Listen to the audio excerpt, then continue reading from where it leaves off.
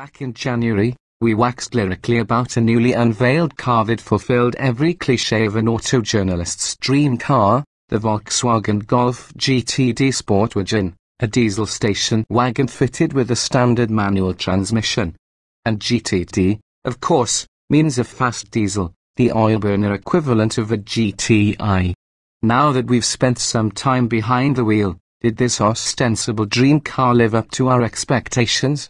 The GTD SportWagen Europe calls it the GTD variant is powered by the VW Group's familiar 2.0-litre TDI, a turbodiesel engine that produces 184 horsepower between 3,500 and 4,000 revolutions per minute, as well as a very robust 280 lb-ft of torque from just 1,750 revolutions per minute.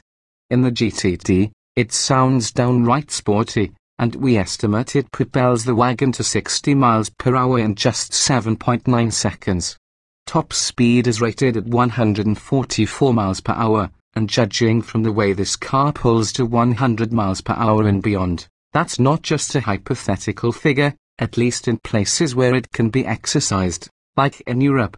The GTD wagon easily returns an indicated 40 miles per gallon or so, and it's so much more fun than any hybrid we've recently driven that it should make the proponents of electrified mobility weep.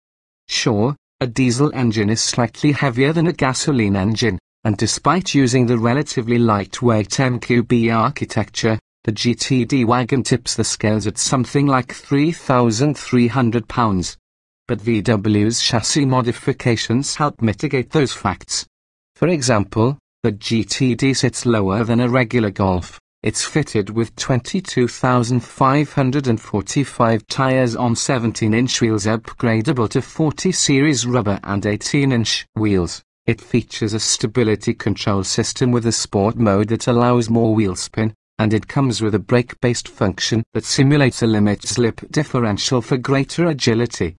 Add to that a nicely weighted power steering system, and you have an innocuous diesel station wagon that likes to charge up mountain roads and hunt down sports coupes.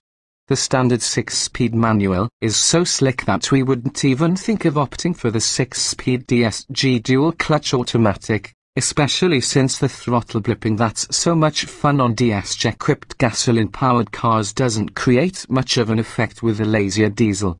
Rewarding to drive fast, yet comfortable enough to conceal its dark side from those who might disapprove of a harder core conveyance, the GTD comes with many subtle design cues that nod to the past. When VW launched the first GTD in 1982, based on the first-generation Golf aka the Rabbit, it mimicked the look of the GTI, but the red accents on the grille were replaced with silver. Same thing on today's GTD. Otherwise, GTDs visually mimic GTIs, with their subtly aggressive front and rear fascias. The twist is that the Golf SportWagen doesn't even come as a GTI. In the US market, the closest thing to the GTD SportWagen besides the Golf TDI SportWagen would be a BMW 328d station wagon, and the VW would give the Bavarian a run for its money. If only US diesel fuel prices were lower, VW would be well advised to launch this fun and sensible wagon in the States. As for us, you can consider our expectations met.